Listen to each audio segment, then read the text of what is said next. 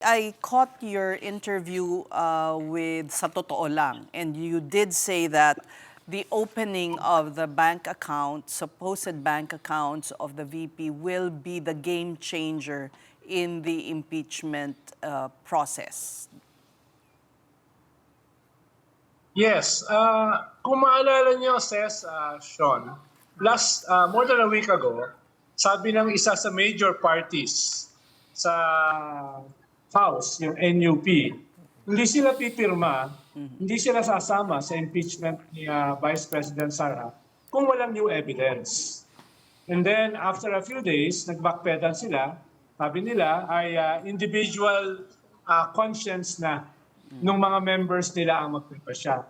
At nowadays ay halos lahat ng NUP ay bumoboto na dito sa Justice Committee. 54-1 yung botohan. At maraming NUP na nandun. So practically, yung mga nag-hesitate sa impeachment ay hindi na nag-hesitate. Ang alam nila, yung hinihingi nilang new evidence ay mukhang doon papunta itong impeachment. Ano ba yung new evidence na yan?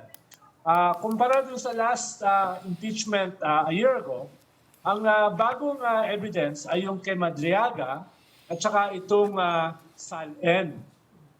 Itong SALN, pagkasama yan sa articles of impeachment, ibig sabihin, kasama dyan yung pagbubukas ng mga bank accounts ni Vice President Sara at ng kanyang immediate family.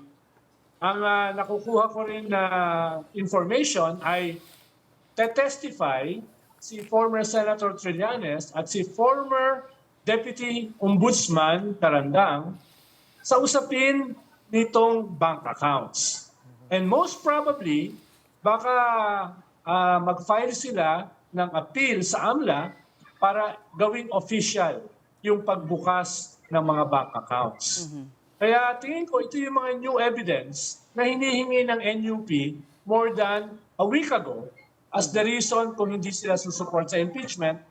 At mukhang medyo satisfied naman sila dahil most of their members, if not all, sa Justice Committee ay bumoto na para